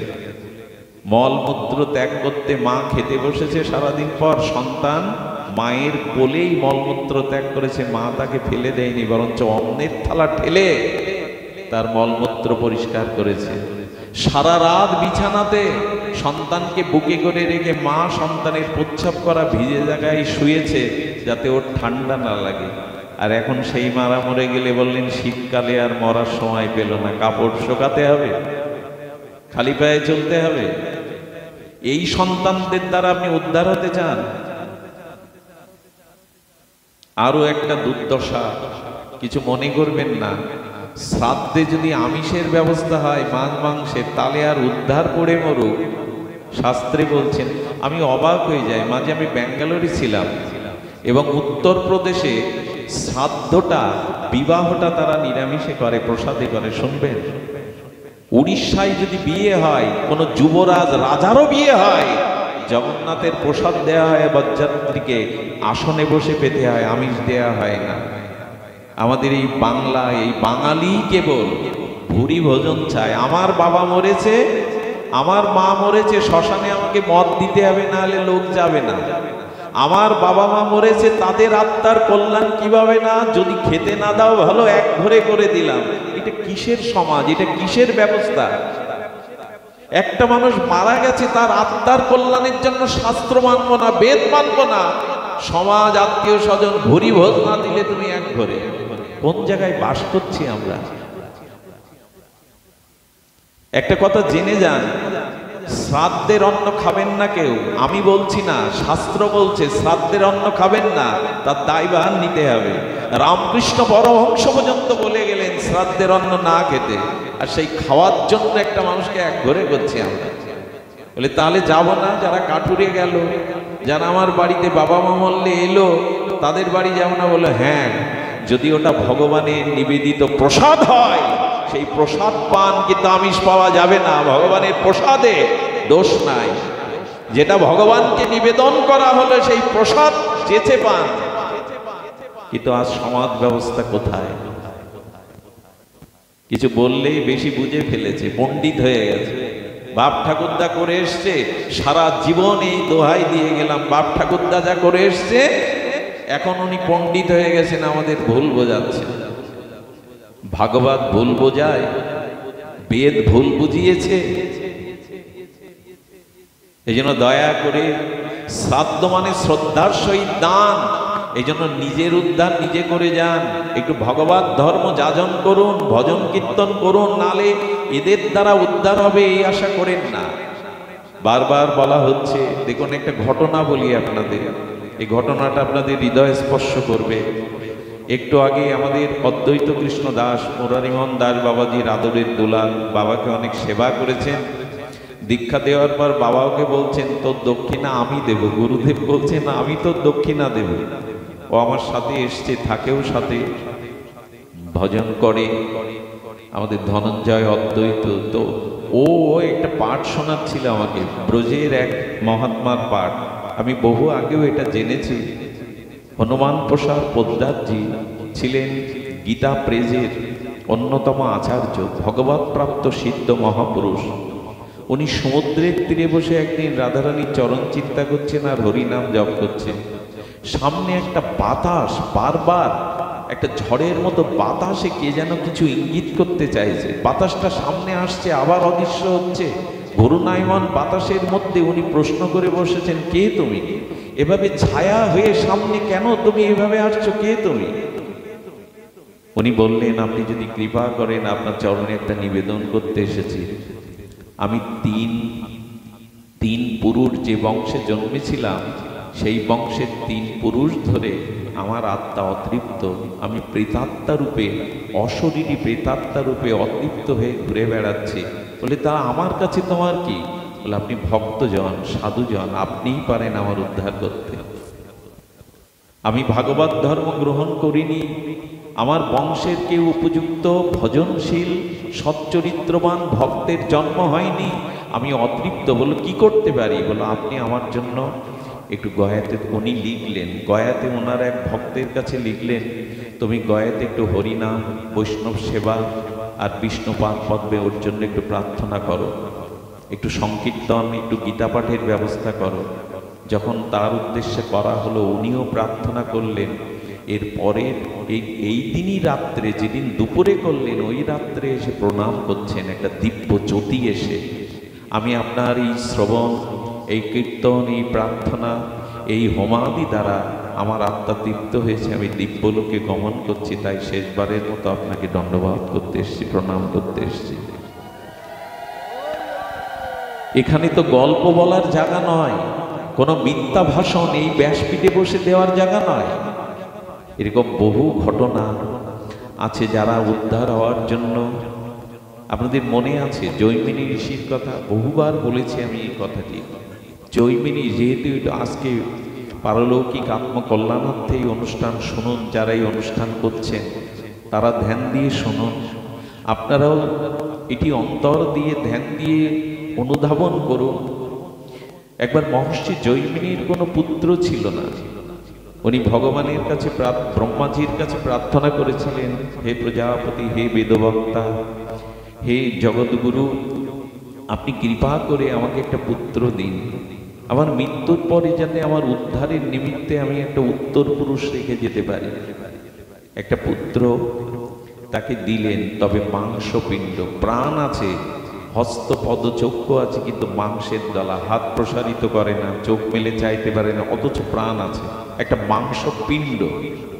ব্রহ্মার কাছে তপস্যার দ্বারা প্রশ্ন করলেন, আপনি পুত্র চেয়েছিলাম, বর রূপে দিলেন, তো এই মাংসপিণ্ড জড় অথর্ব কেন দিলেন?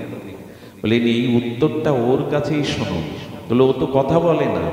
বলেন 1 বছর ওর কানে ভগবত কথা হরিনাম শোনা, ভগবানের দিব্য কথা শাস্ত্র কথা ওর কানে কানে শোনা। 1 বছর পরে প্রশ্ন করছেন, পুত্র আমি তোমাকে যে হরি কথা, ভাগবত তত্ত্ব কথা, শাস্ত্র কথা শুনিয়েছি, তুমি কি শুনেছ? এই প্রথম প্রজাপতির মতো তিনি হস্তপদ আর প্রসারিত করলেন, তার মুখ দিয়ে প্রথম শব্দ উচ্চারণ হলো, পিতা আপনাকে প্রণাম, আপনি আমাকে যা শুনিয়েছেন আমি শুধু শুনিনি, আপনি এখনো যা বলতে চান তাও আমি জেনে গেছি, এখনো যা বলা হয়নি আপনার। আরো শুনুন, আমি আপনার 50 জন্ম আগের কথা বলতে পারি, আমি আমার 50 জন্ম আগের কথা আমার স্মৃতিতে চলে এসেছে। তখনই প্রশ্ন করছেন, তুমি যদি 50 জন্ম তোমার আগের কথা বলতে পারো, প্রথমে উত্তর দাও তুমি জড় অথর্ব পিণ্ড হয়ে কেন জন্মালে? বলেন শুনুন তাহলে, আমি এর আগে যে 50 জন্ম যে যে বংশে জন্মেছিলাম, আমার মৃত্যুর পরে সেই বংশে কোনো সচ্চরিত্রবান আদর্শ ভক্তের জন্ম হয়নি, আর সেই বংশে তাদের দ্বারা আমার আত্মার কল্যাণে কোনো পারমার্থিক কল্যাণের কোনো ক্রিয়া, ভগবত ক্রিয়া হয়নি।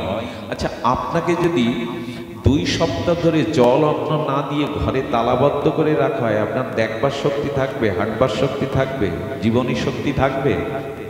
2 সপ্তাহ আপনাকে জল অন্ন দেয়া হবে না। এই দেহের যেমন খাদ্য না দিলে আমরা চলবার শক্তি পাই না, আমাদের আত্মারও একটা খাদ্য আছে, এই আত্মার খাদ্যটা আপনারা এখন নিচ্ছেন। আচ্ছা বলুন তো, 2 ঘন্টা 3 ঘন্টা আপনাদের এখানে 1 গ্লাস জলও কেউ দিচ্ছে না, 1 কাপ চাও কেউ দিচ্ছে না, আপনাদের কথা বলতেও নিষেধ করা হচ্ছে, ঘুমাতেও নিষেধ করা হচ্ছে, এরপরেও মাটিতে বসে আপনারা খুব কষ্টে আছেন, নিরানন্দে আছেন? খুব কষ্টে আছেন কি? তো খাদ্য নেই, সম্ভাষণ নেই, ভালো বসান নেই, আপনাদের সাথে কেউ ভালো করে আলাপ করছে না, তো এখানে আনন্দ পাচ্ছেন কেন? সংসারের কথা ভুলে আছেন কেন? ভুলে আছি এই জন্য এখানে আত্মার খাদ্য হরি কথাটাই আমাদের আত্মা এখানে পোষণ পাচ্ছে। কর্ণ দিয়ে হরি কথাটা আমাদের আত্মার খাদ্য, হরি কথা, হরি নাম, ভগবত ভজন, ভগবানের লীলা চিন্তন, আত্মারও খাদ্য আছে, নাই এমন না। আত্মার খাদ্য এই ভগবত ভজন, এই হরি কথা, ভগবানের দিব্য নাম, এগুলি আত্মাকে দিয়ে দেখবেন অন্য ক্ষুধা থাকবে না, দেহের অন্য কোনো ক্ষুধা জ্বালা যন্ত্রণা থাকবে না। হরিকথার এমনই মহিমা। তো বললেন ওই 50 জন্ম যে যে বংশে জন্মেছিলাম আমার আত্মার খাদ্য পাইনি, তাই আমি জড় অথর্ব হয়েছি। 1 বছর ধরে আপনি যে আত্মক্ষুধা মিটিয়েছেন হরিকথা হরিনাম, তাতে আমি আমার চেতনা ফিরে পেয়েছি পিতা, আমি ফিরে পেয়েছি আমার দিব্য বিবেক, বৈরাগ্য। এর দ্বারা কি বোঝা যায়? পূর্বপুরুষগণ অপেক্ষা করে থাকে কবে এই বংশে একজন ভক্তের জন্ম হবে, সচ্চরিত্রবানের জন্ম হবে, আর তার আরাধনার দ্বারা আমার উদ্ধার হবে। এই পক্ষটা পিতৃপক্ষ, এই পিতৃপক্ষ যখন লয় হবে তখন দেবী পক্ষের সূচনা হবে। এই দিন মহালয় বলা হয়। এই মহালয়ের প্রভাতে দেখবেন গঙ্গা তীরে হচ্ছে দুর্গাপূজা, কিন্তু গঙ্গা তীরে তর্পণ করে কেন? এই 15টা দিন পিতৃপক্ষে যাদের পূর্বপুরুষ মারা গেছেন প্রতিদিন তর্পণ করতে হয়। জলে দাঁড়িয়ে একটু যদি তিল তুলসী না পান, শুধু একটু দেবতর্পণ, পিতৃতর্পণ, ঋষিতর্পণ, পূর্বপুরুষের, আর এই 15 দিন যদি না পড়েন, তাহলে মহালয়ার প্রভাতে কোনো অশ্রুকৃত পুষ্করিণীতে পুকুরে গিয়ে পিতার পূর্বপুরুষের উদ্দেশ্যে একটু তর্পণ করবেন। ওই দিন একটু গীতা পাঠ করবেন, ওই দিন একটু হরিনাম জপ করবেন। এগুলো আজকাল করে কেউ? প্রভাতে ওই মহালয়া বীরেন্দ্রকৃষ্ণ ভদ্রের মহালয়া ভালো লাগে বটে, কিন্তু ওই দিন আমার করণীয় কি? আমার করণীয় একটু তর্পণ করা। এটা পিতৃপক্ষ, কিন্তু এই তত্ত্বগুলোই আমরা ভুলতে বসে। কবে পিতৃপক্ষ এলো আর গেল এ আমাদের জানা না। আমরা সামনে দুর্গাপূজা, বেশ পোশাক নিয়ে কোথায় বেড়াতে যাব, প্রতিমা দেখতে যাব, এই নিয়ে ব্যস্ত, আর পিতৃপক্ষ। এই হয়েছে দুর্দশা। সুধীজন, এই জন্য উদ্ধার যদি করতেই হয়, আপনার উদ্ধার আপনি ভজন সাধন দ্বারা করুন এবং পরিবারকে ধর্মীয় শিক্ষা, অন্তত গীতা ভাগবত শিক্ষা একটু দিন, নাহলে আগামীতে ধরেও রাখতে পারবেন না, এদের নিজের ধর্মেও এদের ধরে রাখতে পারবেন না। পারিবারিক ধর্মীয় শিক্ষা যে বাড়িতে নাই, একদিন দেখবেন ওটা ছারখার হয়ে যাবে, ধ্বংস হয়ে যাবে। আপনি আগামী প্রজন্মকেও ধরে রাখতে পারবেন না। এই জন্য দয়া করে পরিবারে আমাদের একটা দুর্দশা হলো, সব মরার পরে। পরীক্ষিত মহারাজ মৃত্যুর আগে ভাগবত শুনলেন, আর আমরা ভাগবত দিই মরার পরে দিতে হয়, কিন্তু আগেও একটু শোনান। বৃদ্ধ পিতামাতাকে মরার আগে একটু হরিকথা শোনান। বলো হরি বলে কবে? মরার পরে। মরার পরে বলো হরি মরা বলে না। ও কি আর ওই দিন বলবে যে মারা গেছে? যারা বেঁচে আছে, আচ্ছা লাশ দেখলে, মৃত ব্যক্তিকে শ্মশানে দেখতে লাগলে সবাই ছাদ থেকে নিচে নামে রাস্তায় নমস্কার দেয় কেন? মরাকে নমস্কার দেয় কেন? কি মনে হয় আপনাদের? মৃত ব্যক্তিকে দেখলে অনেকেই দূর থেকে নমস্কার প্রণাম করে না, এর কারণ কি? মরা তো অস্পৃশ্য, তাকে ছুলে পর্যন্ত স্নান করতে হয়, তো প্রণাম করে কেন? প্রণাম করে কেন জানেন? একটা চরম শিক্ষা আমাকে দিয়ে গেল, একটা জ্ঞান দিয়ে গেল। তাই যে জ্ঞান দেয় সে প্রণামের অধিকারী হয়। জ্ঞানটা কি দিয়ে গেল? এই দেখো, আমারও বাড়ি ছিল, আমারও গাড়ি ছিল, সম্পত্তি ছিল, স্ত্রী পুত্র ছিল, কিন্তু আমি এখন চতুর্দোলাতে শ্মশানের চিতায় ছাই হতে পুড়তে যাচ্ছি। আমারও দশা তোমারও হবে। কিন্তু কায়দাটা দেখো, ওরা বলছে বলো হরি, আমার আজ আর এ জন্মে বলা হলো না। তাই বলো হরিটা আমার জন্য না, তোমরা যারা দেখছো বেঁচে আছো রাস্তার দুধারে, তোমরা এবার হরি বলো, নাহলে আমার মতো দশা তোমার একদিন হতে যাচ্ছে। এই জ্ঞানটা দেয় বিদায় আমরা তাকে নমস্কার করি। তুমি যাচ্ছ আর আমাকে একটা জ্ঞান দিয়ে যাচ্ছ, আমারও এই পথেই যেতে হবে, সব ছেড়ে যেতে হবে। সেদিন বলো হরি বললেও আমি বলতে পারবো না। তাই যারা বেঁচে আছো, যারা তাকে দেখছো, তাকে এই শিক্ষাটাও দিয়ে গেল, এই জন্য নমস্কার দেয়। আমরা বলো হরি মানে বুঝলাম কি? আমাকে বলছে না যে মারা গেছে, এই হলো আমাদের বুদ্ধি, যে মারা গেছে তাকেই বলা হচ্ছে, কিন্তু আমাদেরই বলা হচ্ছে এবার হরি বল। হরি বলবার জন্ম পেয়েছ, এবার হরি বল। এই ক্ষুদ্র ক্ষুদ্র কথাগুলি বলবার অভিপ্রায়, উদ্দেশ্য এইটুকু, আসুন মাতামাতি অনেক হয়েছে, এবার ভজনে একটু মনোযোগ দিন, ফিরে আসুন। এটা ছাড়া মঙ্গলের কোনো পথ খোলা নেই আমাদের। সুধীবৃন্দ, এই জন্য ভগবত প্রসন্নতার জন্য, ভগবত ভজনের জন্য আমাদের এদিকে আসতে হবে, একটু আমাদের ধ্যান দিতে হবে যে সময় কিন্তু চলে যাচ্ছে। আমি মাঝে একটি উপমা বলেছিলাম, সুখদেব গোস্বামী শরৎ ঋতুর বর্ণনা দিচ্ছেন। আচ্ছা, যে ব্যক্তিটা মারা যাচ্ছে, 7 দিন যার গোনা দিন আয়ু, তাকে ভগবত কথা না বলে শরৎ ঋতুর বর্ণনা শোনানো ঠিক হচ্ছে? আচ্ছা, এইখানে যদি আমি ভগবত কথা বাদ দিয়ে আপনাদের ঋতুর বর্ণনা দিই, শরতের বর্ণনা, আপনারা শুনতে আসছেন এখানে? ওটা আসেননি। তো সুখদেব গোস্বামীর মতো তুরীয় তত্ত্ব, সাক্ষাৎ ভগবানের স্বরূপ, উনি কি শরৎ ঋতুর বর্ণনা এমনি এমনি দিচ্ছেন? বলল না মহারাজ, শরৎ ঋতুর বর্ণনার মধ্যে তত্ত্ব আছে, শোনো। আচ্ছা, বর্ষার দিনে অতিবৃষ্টিতে খাল বিল পুকুরের মাছগুলো, অতিবৃষ্টিতে যখন পুকুর ছাপিয়ে যায়, খাল নদী ছাপিয়ে যায়, তখন মাছগুলো কোথায় যায়? ওই উপচে পড়া জলের সাথে যখন পুকুর ছাপিয়ে যায়, নদ নদী ছাপিয়ে যায়, খাল বিল ছাপিয়ে যায়, তখন মাছগুলো ওই যে ছাপানো তরঙ্গের সাথে উপরে উঠে যায়। কিন্তু ওরা কি মনে করে জানেন? আমরা জলেই আছি, পুকুরেই আছি, জলের মধ্যে ভাসতে ভাসতে চলে যায়। আচ্ছা, ওই জলটা অল্প একটু ধান খেতে গিয়ে আল দেওয়া আছে, কোনো সবজি খেতে গিয়ে ওই জলটা আটকে যায়, আর ওর মধ্যে ভেসে ওঠা মাছগুলো কি করে? মনে করে আনন্দেই জলের মধ্যেই আছি, পুকুরেই আছি, খালেই আছি। কিন্তু খালে আছেও, পুকুরে আছেও, কিন্তু ওর ভাবনা আমি তো জলের মধ্যেই আছি। কিন্তু বর্ষার পরে যখন শরৎ আসে, যারা পুকুরে স্নান করতে যান দেখবেন এই শরতের সূর্য কিরণে ধীরে ধীরে জল শুকায়। শরৎ ঋতু এলে কি হয়? জল শুকাতে থাকে। শরৎ এলো, সুখদেব বলছেন আমি শরৎ ঋতুর বর্ণনা এমনি এমনি দিচ্ছি না, শরৎ আসার সাথে সাথে যেমন বিন্দু বিন্দু জল বাষ্প আকারে শুকাচ্ছে, তোমারও কিন্তু আয়ু শুকাচ্ছে, তুমি ভালো নেই। তোমারও প্রতিটা মুহূর্ত কিন্তু আয়ু ফুরিয়ে আসছে, তুমি বুঝতে পারছো না।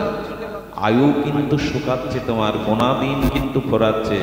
বললেন মহারাজ এইভাবে শরতের জল শুকাচ্ছে, আমাদেরও আয়ু কেটে নিচ্ছে। সকাল সন্ধ্যা প্রতিটি ক্ষণ পল মুহূর্ত আমাদের আয়ু কেটে নিচ্ছে, বুঝতে পারছি না। মাছ মনে করছে আমি পুকুরে আছি, খেলছি, ভালোই আছি, কিন্তু দুদিন পর ওই জায়গায় ওকে মরে পড়ে থাকতে হবে, শিকারীর হাতে ধরা দিতে হবে।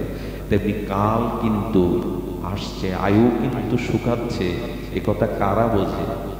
যারা বিশেষ মহৎ কৃপা পেয়েছে তারাই বুঝতে পারে প্রতিটি সময় মুহূর্ত গুরুত্বপূর্ণ। এক একটি মুহূর্ত আমার জীবন থেকে চলে যাচ্ছে, আমার আয়ু থেকে বাদ পড়ে যাচ্ছে, আমার যা করবার নিজের উদ্ধার সেটা করতেই হবে। সুধীজন, এই জন্য আসুন, বারবার সতর্ক করছে আমাদের, সতর্ক হও, নিজেকে এবার ভগবান পথে আনো। এই জগতে অর্থবিত্ত যশ খ্যাতি পূজা প্রতিষ্ঠা পেয়ে খুব বেশি তুমি মঙ্গল নিজের করতে পারবে না। ভজন ছাড়া আমাদের কোনো কল্যাণই নাই। এই কথাটি বলবার জন্য এত কথার অবতারণা, ফিরে আসার জন্য, নিজের চিন্তাকে পরিবর্তনের জন্য, নিজের বিবেককে জাগ্রত করার জন্য এবার যেন আমরা ফিরে আসি। ফিরে আসা আর কিছু নয়, আপনি একটু মহৎ সঙ্গ করুন, ভগবৎ সঙ্গ করুন। এই মহৎ সঙ্গ ভগবৎ সঙ্গের দ্বারা, ভাগবতের দ্বারা আপনার চিত্তে দৃঢ়তা বা চেতনা জাগ্রত হবে। সুধীবৃন্দ, একটি কথা বলেই আজকের পাঠ বিশ্রাম করি। সেই কথাটি হলো, আমাদের জীবনে কোথাও কোথাও শূন্যতা তৈরি হয়েছে। কারো সন্তান নেই, কারো পুত্র নেই, কারো কন্যা নেই, কারো অর্থ নেই, কারো শান্তি নেই, কারো আপনজন নেই জীবনে। এই যে শূন্যতাগুলো কেন? এই শূন্যতাগুলো ভগবান সৃষ্টি করেছেন কেন জানেন? ওই শূন্য জায়গায়, ওই ব্যথার জায়গায় ভগবানকে বসাবেন বলে। যার পুত্র নাই, ভগবান বলছে আমাকে গোপাল রূপে ওখানে বসাও। যার কন্যা নাই, রাধারানী বলছেন কন্যা রূপে আমাকে ওখানে বসাও। ওই কন্যাকে কোলে পেয়ে যেমন আনন্দে ভালোবেসে তাকে লালন পালন করতে, আমাকে ওর অল্প একটু ভালোবাসা দাও, তাহলে তুমিও ধন্য হবে আর আমিও আনন্দ পাব। যেখানে যত শূন্যতা আছে ওখানে ভগবানকে বসান। কিন্তু আমরা হায় হায় করতে করতে মরলাম।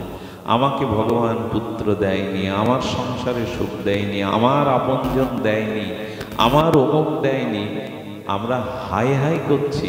কিন্তু ভগবান বললেন ওই হাই হাই যতটুকু করছো না করে হরি হরি করো না। একই তো শব্দ, হাই হাই যতটা বলছো সেই সময় হরি হরি বলো, তাহলে হাই হাইতে শেষ হয়ে যেতে হয় আর হরিতে উদ্ধার হওয়া যায়। হাই হাই না করে হরি হরি করো।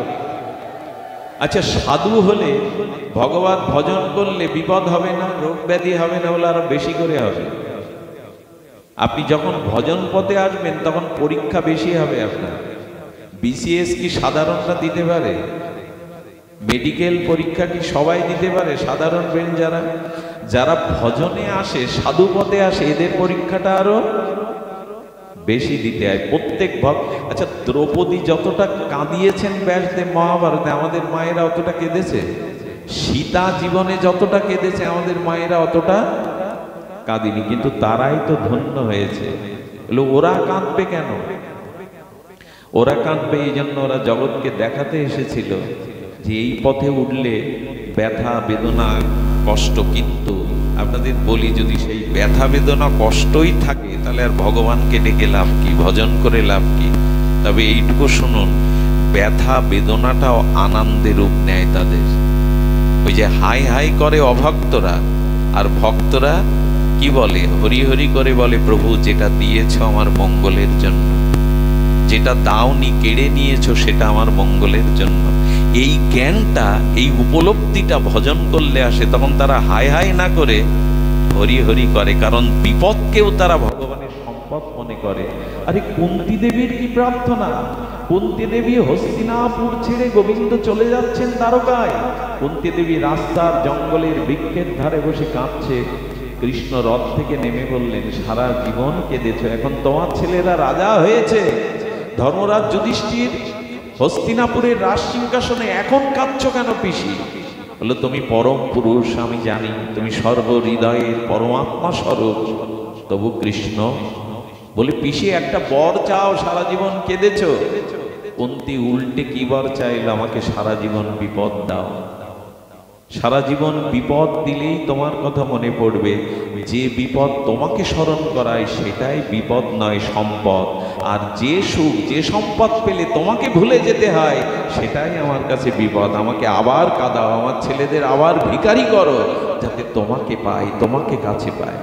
এবার কারা চাইতে পারে? বললেন, না পিসিমা, সারা জীবন কেঁদেছ, অল্প বয়সে বিধবা হয়েছ, 12 বছর পঞ্চ পাণ্ডবদের নিয়ে ভিক্ষা করেছ জঙ্গলে জঙ্গলে, তোমাকে আর আমি কাঁদতে দেব না। বললেন, তাহলে যদি এই বর না দাও, আর একটা বর দাও, সংসারের কারো প্রতি যেন মমতা না থাকে, যেন মমতাটা তোমার চরণে যায়।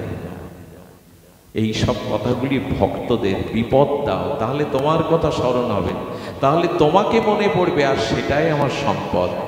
ভক্ত হলে, ভজন করলে, তখন বিপদটাকেও গোবিন্দের করুণা মনে হবে। এইটাই তো বেঁচে থাকার উপায়। বিপদ এড়াতে পারবেন না, এটা জগৎ, এটা দুঃখময়, এখানে রোগ শোক যন্ত্রণা নিয়েই জন্মেছি। শুধু দিন নেবতা হবে না, রাতও নিতে হবে। শুধু পূর্ণিমা নেবতা হবে না, অমাবস্যাও নিতে হবে। শুধু জোয়ার নেবতা হবে না, এখানে ভাটাটাও নিতে হবে। শুধু বসন্ত নেবেন, শীত নেবেন না, তা হবে না, এটা শীতও নিতে হবে। দ্বন্দ্বময় জগৎ, আপনার জন্য আলাদা কোনো ব্যবস্থা জায়গা তৈরি হবে না। কিন্তু ভগবত ভজন করলে বিপদটাও সম্পদ মনে হবে, বিপদটাকেও ভগবানের কৃপা মনে হবে। এইটুকু পাওয়া যায় ভজনে। ভজন করলে বড়লোক হব, ভজন করলে বিপদ দূর হবে, এরকম না। কিন্তু সহন ক্ষমতাটা, কৃপাটা, অনুভবের ক্ষমতাটা ভগবান দিয়ে দেয়। যেমন জল আর দুধ একসাথে করলে আপনি আমি আলাদা করতে পারবো? 1 লিটার জল আর 1 লিটার দুধ রাজহাঁস পারবে, ওই ক্ষমতাটা ওই ঠোঁটে ভগবান ওদের দিয়ে দিয়েছে। তেমন বিপদ এলেও কৃপা মনে করতে পারে একমাত্র ভক্তরা। এই কৃপাটা, এই শক্তিটা ভগবান তাকে দিয়ে দেয়। একটাই তো কথা, ভজনে আসুন, আর সেটা শুরু করুন হরিনাম দিয়ে। একটু মালা টানেন, রিমোট না টেনে একটু মালা টানেন। রিমোটে চ্যানেল কটা বাবা? 200-250 চ্যানেল, আর ওতে 108টা। ওই 108টা একটু মালা টানুন। সে শিব শিব বলে টানুন, নারায়ণ নারায়ণ বলে টানুন, আর হরে কৃষ্ণ বলে টানুন। যে যে মন্ত্রে দীক্ষা নিয়েছেন তো একটু জপ করুন, আর জপ। বাজারে সন্ধ্যার পরে চায়ের দোকানে 2 ঘন্টা আড্ডা দেওয়ার সময় রাজনৈতিক আলোচনা, সামাজিক আলোচনা, পরনিন্দা ঝড় তুলে দিই, ওই সময় আছে। কিন্তু 2 ঘন্টা মালা নিয়ে বসার সময় নেই। আবার আমি মঙ্গল চাই, কল্যাণ চাই। তাই দয়া করে চাবি দাও, ওনাকে চাবি দাও। আমরা এদিকে চাবি খুলি, ওনাকে একটু কে ঘরে আসছেন দিয়ে দাও। একটু আস্তে আস্তে বলতে হয় মা, কাছে গিয়ে বলতে হয় চাবিটা দাও। জয় রাধে।